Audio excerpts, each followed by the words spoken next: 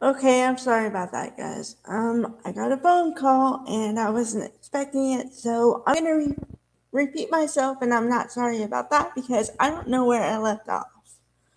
Okay, so The Lucky One is a movie based on the book by Nicholas Sparks. Now he's known for writing chick lit, romance, whatever you want.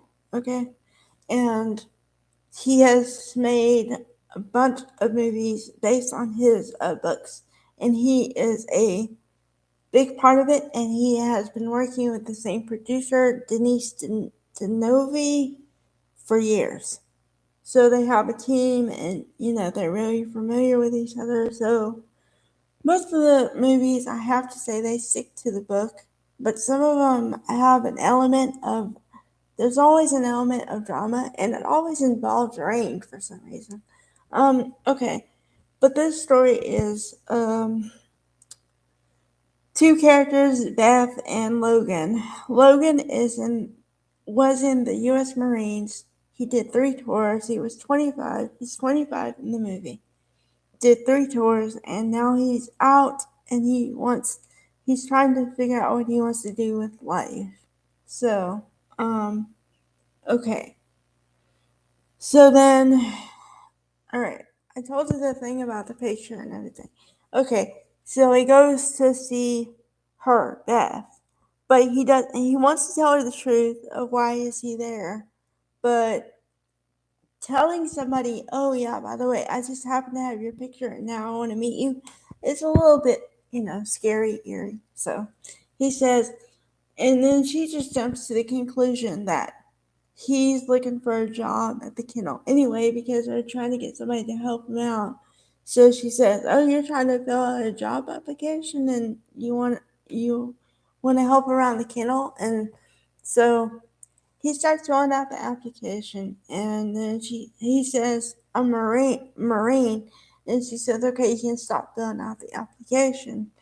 And just give me a number where I can reach you, and then he starts working there and starts doing everything. Okay, Jay, there's a character, her ex husband, which story with them is that they met in high school, cheerleader, football player, and he they dated and whatever, and then she got pregnant, so then they got married, but he didn't want to be married because the way she put it was he didn't understand that I expected him to stop dating once we got married. And I told you before that Blythe Danner's the mother, right? Okay, so um, she is she lost her son in the war. It's Drake Green. Okay, and she's it's it still bothers her, but she learned to live with it and like still go on with life.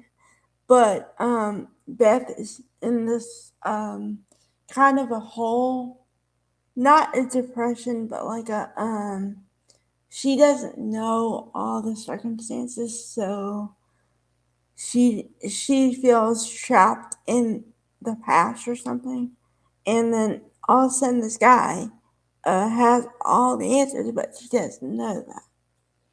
Okay, so um she starts to watch him do things, like watch him work around the work around the kennel and everything. And the thing is just okay, I have to add some things. Zac Efron plays the lead. Okay, the reason why that's significant is that I think a lot of people associate Zac Efron with the Disney Channel, Disney movies, and everything. But let me tell you, he has grown up and yeah. So yeah, and also a factoid.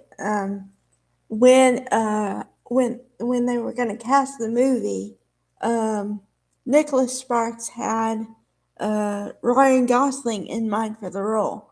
I guess because they had worked before, on the Notebook, and then he wanted to work with him again, but apparently, I guess, I'm not really sure, but I guess he turned down the role. Um, but that's what I venture. So, okay, and also, I don't know if you guys know this, but Taylor Schilling had acted in another Nicholas Sparks movie before, so maybe he was just trying to give her another role and everything. And I think after these movies, her career kind of took off, and she went into a series or something. Um, okay, so um, yeah, he's working around the kennel, and she has a 8-year old son, and he kind of bonds with him too. But he knows that the father, played by J. R. Period Ferguson. Okay, so here's another thing I didn't mention yet. Um, okay, I've noticed a consistency in the way these movies are cast. Okay, you have your leads, and then you have a guy or a girl, another guy or girl that's the best friend to one of them.